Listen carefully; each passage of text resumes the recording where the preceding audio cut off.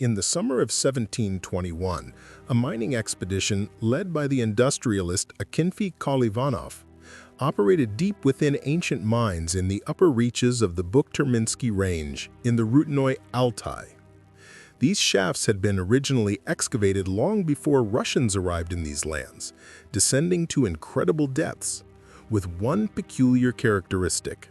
The passage height never exceeded 1 meter 20 centimeters, forcing any adult to move in a hunched position. A foreman named Savely Mordvinov, accompanied by 3 companions, ventured into a distant drift where no Orthodox Christian had ever set foot. Behind a collapsed wall of stones, deliberately stacked from inside, as if someone had been trying to seal themselves off from the world, the miners discovered a small chamber. In the corner, crouched on a bed of animal hides, sat a creature, humanoid in appearance, but no taller than 1 meter. The small figure was alive. Upon seeing the miners with their torches, it emitted a piercing shriek and retreated into the corner, shielding its face from the light with its hands. The superstitious miners initially took it for an evil spirit and wanted to flee, but curiosity overcame their fear. The creature wore something resembling clothing made from tanned leather, decorated with intricate patterns. Nearby lay objects, miniature stone-working tools, metal plates bearing engraved symbols, vessels of fired clay.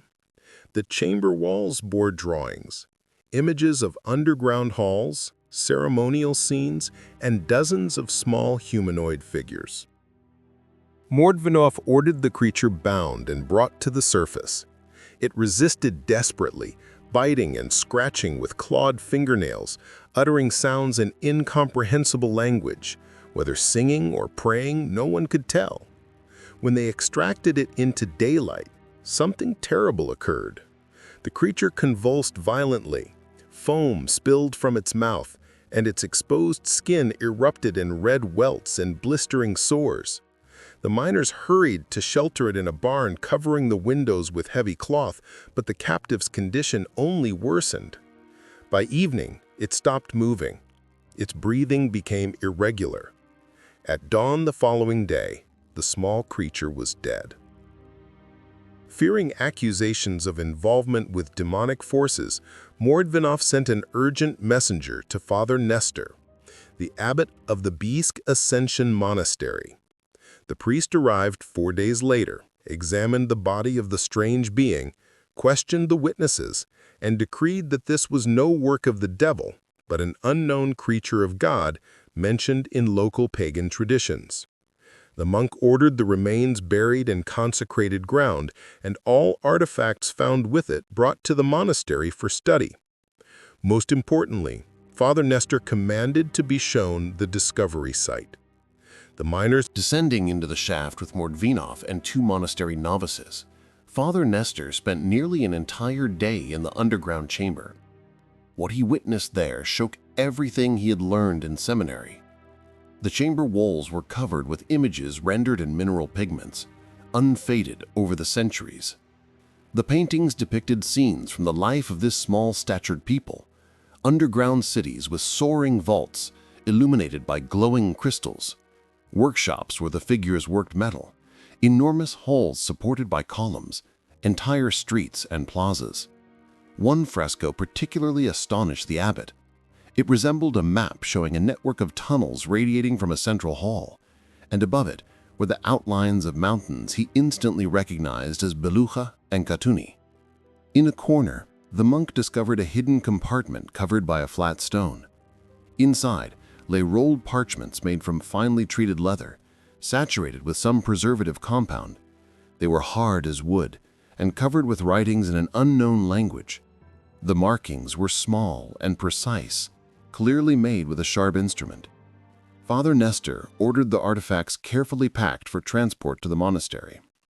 Besides the leather scrolls, the chamber contained metallic objects, something between tools and ornaments, covered in the finest carvings.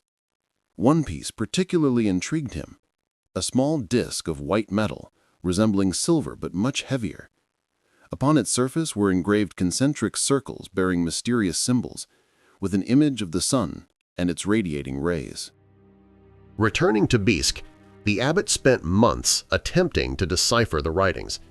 He invited scholars from Tomsk, showed the artifacts to visiting merchants who traded with the Chinese and Kalmyks, yet none could read the mysterious script. Then Father Nestor approached local Altai elders. An old man named Kuyucha, upon seeing the leather scrolls, peeled and turned away, speaking halting Russian, "Tukiji writing, mountain people words, cannot read, spirits angry." No persuasion or promises would convince him otherwise. He insisted his people had long forgotten this language, and any shamans who attempted to restore the ancient script disappeared in the mountains under mysterious circumstances. The Altai had always known of a small-statured people dwelling in the mountain depths. Legends of these beings passed from generation to generation, carefully guarded by shamans as their greatest secret. According to these traditions, Tukiji were not spirits or demons, but living humans of flesh and blood, merely of diminutive stature and completely unadapted to surface life. In his writings, Father Nestor noted that based on the deceased creature's skin condition, sunlight acted as a slow poison upon it. The flesh, accustomed to eternal underground darkness, could not withstand direct rays. The monk theorized that these mountain people might sustain themselves on special fungi and root vegetables growing only in lightless caves, drinking from subterranean springs. A shaman named Arjan from the Todash clan, whom Father Nestor secretly invited to the monastery in 1723, recounted an ancient legend of Tukiji origins. In ancient times, when mountains were still rising from the sea and the sky hung closer to earth, there lived on the Altai a people of unusual stature.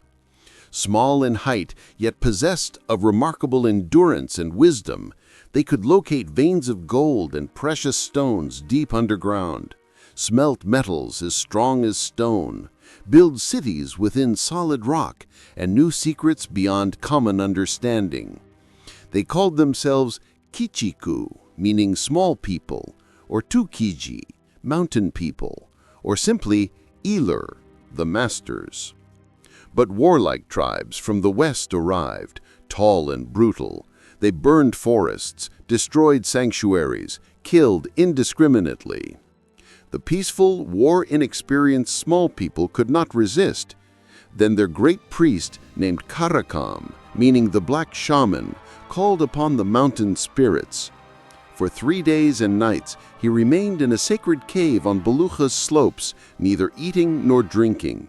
On the 4th day the earth trembled, stone faces split open, and an entrance appeared leading to fathomless depths where underground rivers flowed and forests of stone stalactites grew.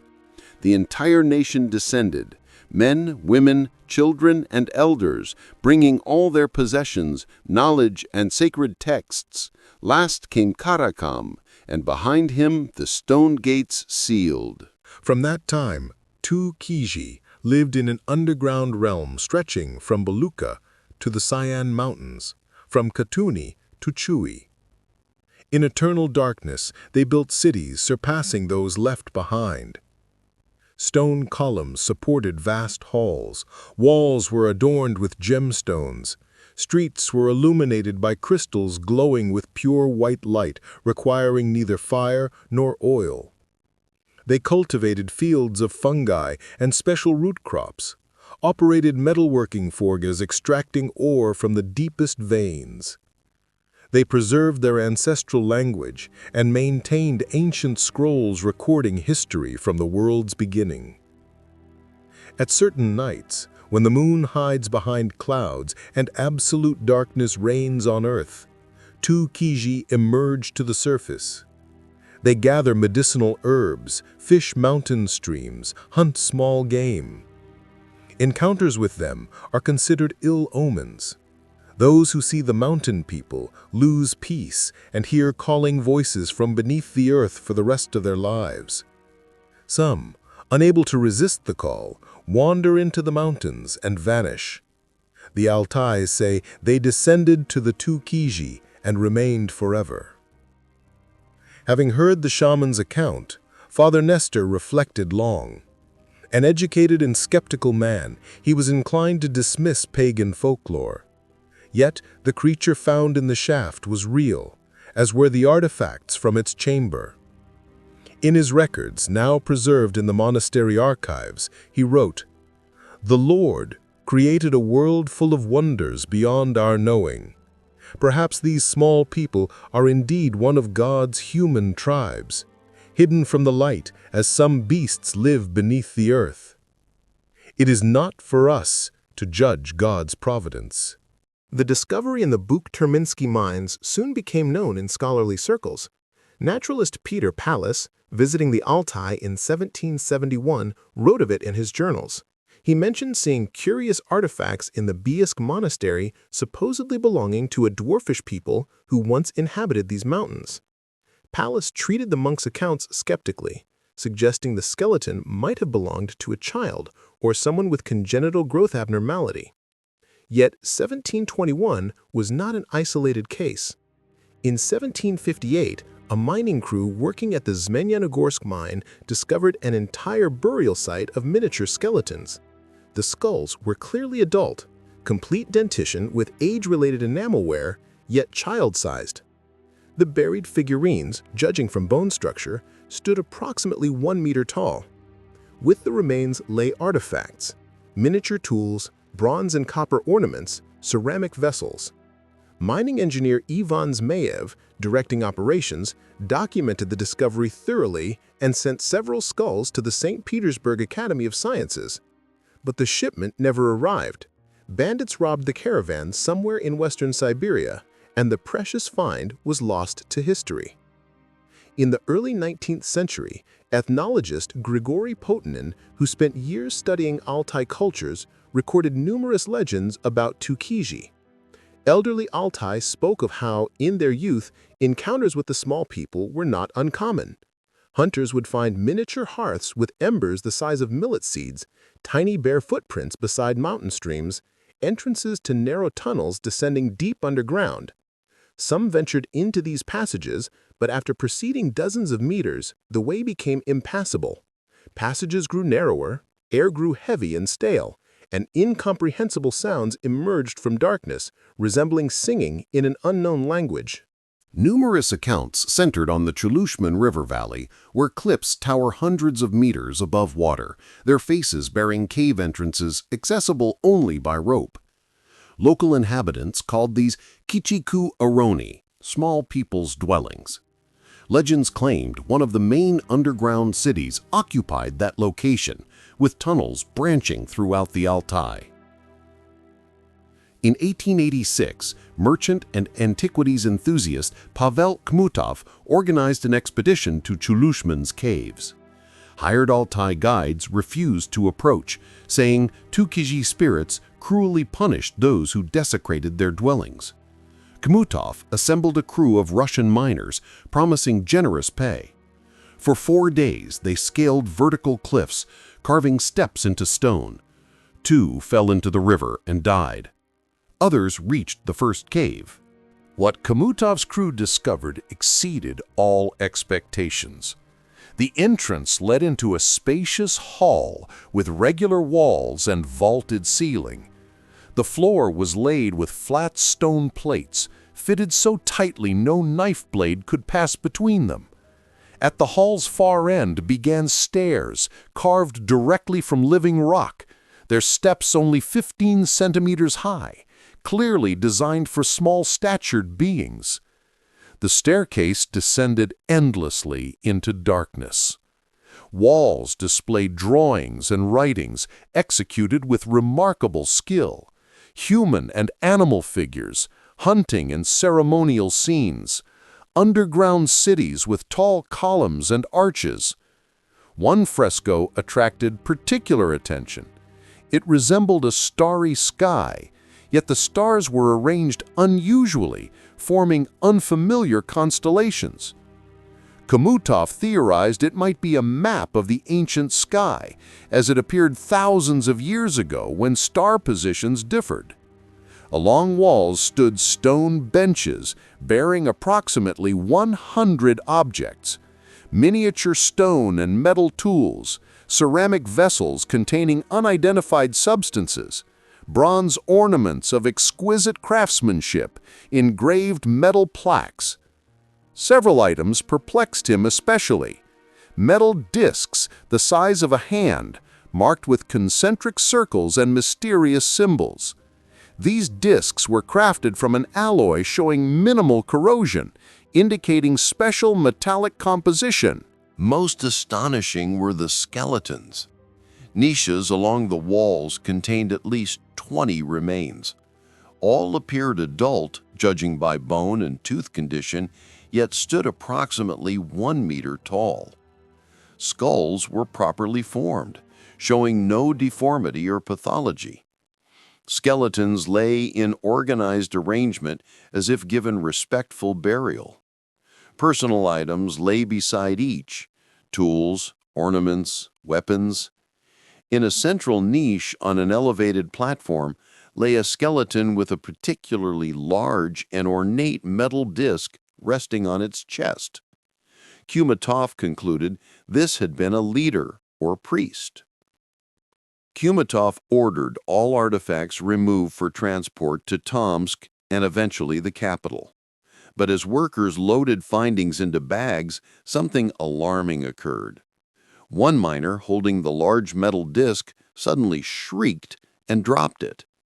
The disc struck the stone floor with a clear musical tone. Men exchanged glances but continued working. Yet that night brought trials. A sudden storm of unprecedented violence erupted, despite clear skies that morning. As the expedition camped at the cliff's base, wind reached hurricane force. Gusts were so violent they tore 2 tents loose and swept them downriver. Rain fell in torrents, lightning struck nearby cliffs. By morning, the storm subsided somewhat. But when the crew gathered their belongings, they discovered the bags with findings were empty. Not a single artifact remained. Chomutov believed his own workers had stolen them during the chaos. Thorough searching revealed nothing. Chomutov attempted returning to the cave, but fresh rockfalls blocked the approach, as if someone deliberately sealed the passage. Chomutov remained convinced to his life's end that his own workers had robbed him. Yet 3 miners from that expedition told a different story. According to them, during the storm they witnessed small-statured silhouettes moving between tents. The creatures moved silently and remarkably quickly despite the hurricane winds. One miner swore he saw a meter-tall figure dragging a bag of findings that must have weighed a significant weight, yet carried it effortlessly. When the miner tried pursuing the thief, it disappeared into a stone crevice too narrow for an adult to enter. Chomutov's story became known in scientific circles. Geologist Vladimir Obruchev, researching the Altai in 1915, wrote of mysterious ancient mines his expedition discovered in the upper Chu River. These shafts descended over 100 meters through solid rock without explosives. The passages were so narrow, only 60 centimeters wide and approximately 1 meter high, that adults could not have worked within them. Obruchev theorized the mines had been excavated in deep antiquity by an unknown people, possibly the same small-statured folk mentioned in Altai legends. What surprised the geologist most was that the shaft walls bore processing marks not from picks or chisels, but something else. The grooves were perfectly smooth, and the stone displayed characteristic glass-like luster from extreme heat exposure. Obruchev collected samples for analysis. Results showed the rock had been heated to approximately 800 degrees, with surrounding areas showing thermal damage and color change characteristic of prolonged heating. Most puzzling was that the deep ore was remarkably poor in gold and copper content, so meager that mining would have made no economic sense. Modern technology could not extract metal from such lean ore, yet someone labored for centuries in these shafts, advancing kilometers of passages, extracting rock and somehow recovering precious metals.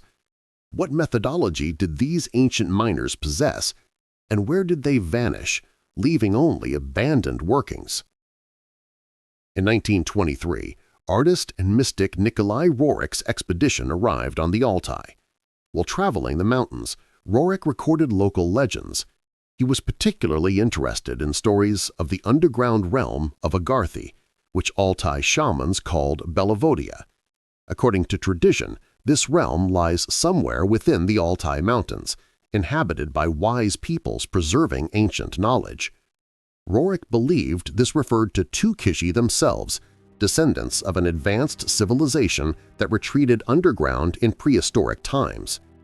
In his journal, Rorik wrote, "Guides showed us cave entrances reportedly leading to underground cities.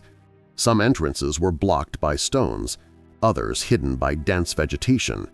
The Altai avoid these places, saying spirits dwell there. Yet perhaps these are not spirits, but real beings preferring to avoid contact with the outer world." After the revolution and civil war, interest in Altai mysteries temporarily faded. But in the 1930s, as large-scale geological surveys swept across the country, old stories resurfaced. A geological expedition under Mikhail Kropotkin, working in the Katunsky Ridge region, discovered ancient stoneworking evidence in a cave. The walls were artificially enlarged, the floor leveled, and at the hall's depths was a narrow tunnel descending at sharp angle. Kropotkin decided to investigate. 2 workers descended by rope approximately 30 meters, where the tunnel leveled into a horizontal gallery. They proceeded hundreds of steps until the flashlight beam struck a wall. But this was not a dead end. A doorway had been carved into it. An actual rectangular door frame, approximately 1 meter 20 centimeters high and 60 centimeters wide. The door opening was framed by carved stone ornament with geometric designs. The door itself was gone, either rotted over centuries or removed. Beyond lay a chamber approximately 6 by 9 meters. At its center stood a stone platform bearing objects covered in thick dust. Workers counted 7 items, statues or perhaps ritual objects approximately 30 centimeters high. Carved from dark stone, they depicted humanoid beings in long-robed clothing with hoods, obscuring their faces. Visible only were hands with disproportionately long fingers and sharp nails. Along the walls extended stone shelves bearing bones, human bones, but very small. Kropotkin, having some anatomical knowledge, determined these were remains of at least a dozen adult individuals approximately 1 meter tall. The skulls showed normal structure without abnormality. Teeth were complete, showing wear characteristic of middle-aged people. These were not children or medical dwarfs, but representatives of a people for whom short stature was normal. Kropotkin ordered several skulls and statues carefully extracted for further study. The findings were packed in boxes and transported to base camp. Kropotkin intended sending them to Moscow's Academy of Sciences. But 3 days after extraction, strange occurrences began. First, one worker who entered the tunnel developed high fever and delirium. He spoke incoherently, repeatedly saying, "They come for theirs." Within a day, a second worker fell ill. Then accidents began. A food storage collapsed. The Seoul radio broke, and one geologist fell and fractured his leg. Though educated and not superstitious, Kropotkin decided to return the findings. The boxes were carried back into the cave and left in that same chamber beyond the door. After that, misfortunes ceased and the sick recovered quickly. Kropotkin included the discovery in his report, but without detail, only mentioning evidence of ancient, small-statured peoples. After World War II, a flood of tourists and climbers descended upon the Altai. Many had heard legends of small peoples and specifically sought evidence. One such enthusiast was Leningrad speleologist Konstantin Alexienko. In 1958, his team investigated cave systems near Mount Beluka. In a distant gallery, they discovered unusual wall drawings, images of small-statured humanoids leading herds resembling mountain goats, but with disproportionately long horns. One fresco particularly interested Alexienko, depicting what appeared to be ritual ceremony. At the composition's center stood a figure in long robes with raised hands, surrounded by dozens of small figures with lowered heads. Above the scene hovered a circle with radiating lines, perhaps sun, perhaps another celestial object. The speleologist sketched the frescoes and sent them to the Ethnography Institute in Leningrad. Experts dating the drawings placed them around the second millennium before our era. The artistic style corresponded to no known culture of that period. Anthropologists noted that the human figure's proportions differed from normal. Disproportionately large heads, long arms, short legs. This could be artistic stylization or might reflect actual anatomical characteristics of the people creating the frescoes. In 1967, an incident shocked the public. A group of geography students from Novosibirsk University trekked through the Cheleshman Valley. During a night watch, a student spotted a small-statured figure on the opposite riverbank. The creature stood on a rock, apparently observing the camp. The student awakened his companions, and 3 others glimpsed the unusual being before it vanished among rocks.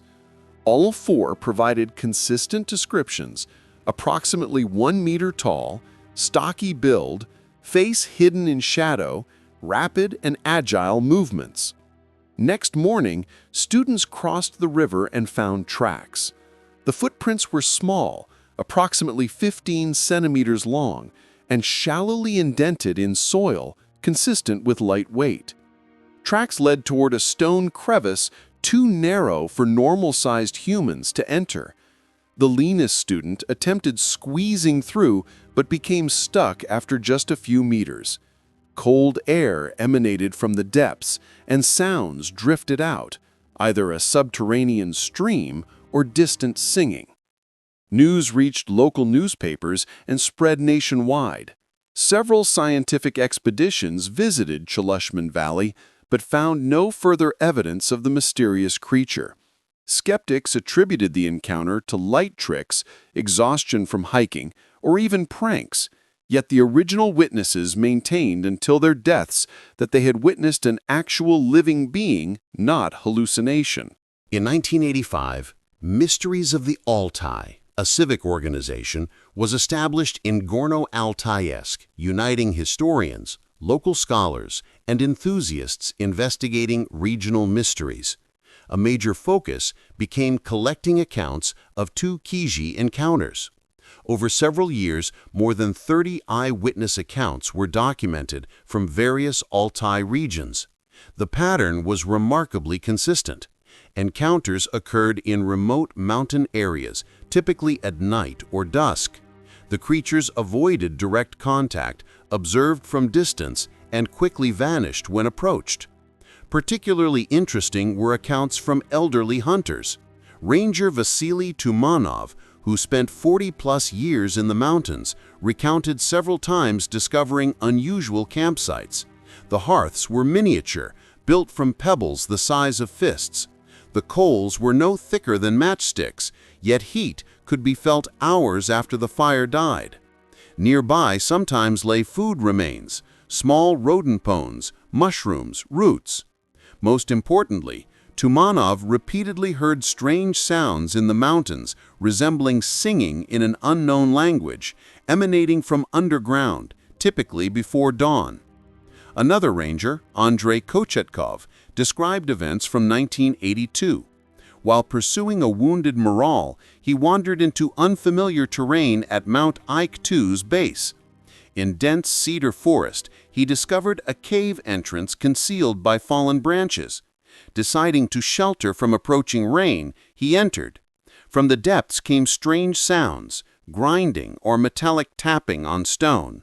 After advancing several dozen meters, his flashlight illuminated a moving figure. The creature stood approximately 1 meter tall, wearing something resembling animal hides, holding what appeared to be a tool it was using to scrape the cave wall. At the flashlight beam, the small figure suddenly turned, and Kochetkov glimpsed its face, broad with large eyes framed by long matted hair. Immediately the creature emitted a piercing whistle and fled deeper into the cave at remarkable speed. Sounds suggested multiple creatures retreating. Kochetkov, a brave man nonetheless, chose to leave. Exiting the cave, he noticed objects on nearby rocks, metal plaques bearing engraved markings resembling those Father Nestor had described in the 18th century. Kochetkov took one plaque as evidence. The metal was remarkably light yet strong, neither bending nor scratching. Concentric circles and mysterious symbols were engraved on its surface. Kochetkov showed the artifact to an acquainted history teacher, who brought it to the regional museum. Experts determined the metal was an alloy of copper, tin, and unidentified components. Dating the artifact proved difficult, but minimal corrosion indicated special alloy composition providing corrosion resistance. The plaque remains in a museum to this day, representing one of the few material evidences of this mysterious people's existence. Modern researchers continue seeking traces of this enigmatic people. Speleological expeditions regularly discover new Altai caves bearing ancient construction evidence. Archaeologists uncover miniature tools and household items matching no known culture. Anthropologists study rare skull and bone finds, attempting to determine whether these small people represented a separate human species, an isolated population with genetic peculiarities, or descendants of some ancient migration. In 2004, Novosibirsk climbers scaling a Katunsky Ridge peak discovered a cave entrance at 3,000 meters altitude, opened by glacier retreat. The small hall within bore wall images resembling those Alexienko found 50 years prior. Most significantly, on a stone shelf lay a metal disc approximately 20 centimeters in diameter, covered with concentric circles and inscriptions. The climbers photographed the disc, but left it undisturbed, mindful of countless tales of misfortune befalling those who removed Tukiji artifacts. The photographs were submitted to the Institute of Archaeology and Ethnography of the Siberian Branch Russian Academy of Sciences. Specialists determined the inscriptions matched no known script, though they showed some similarity to ancient Turkic runes and Yenisei Kyrgyz writing. An expedition was organized to retrieve the artifact. Upon arrival, however, the cave entrance was blocked by fresh rockfall. Attempts to clear it failed.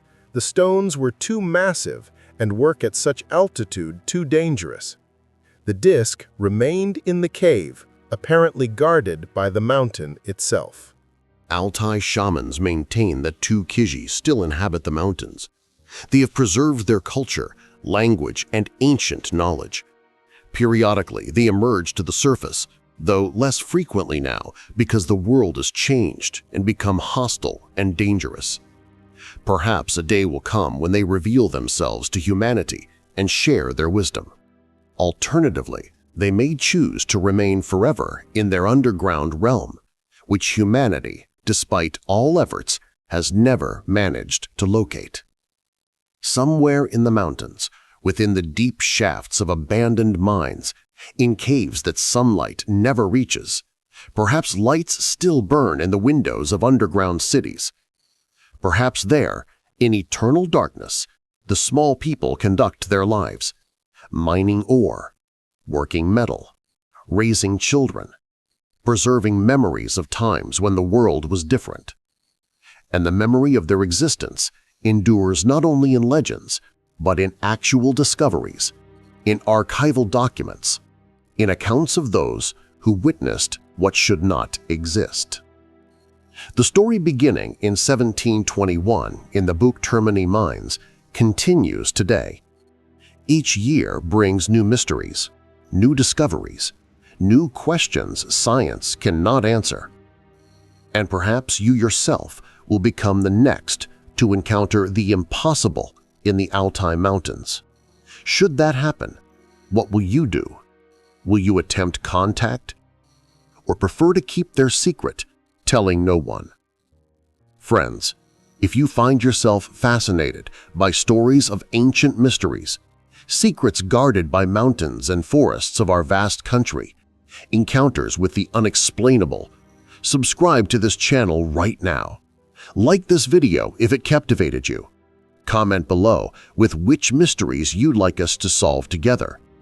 Perhaps next time we'll hear your own story of contact with something impossible.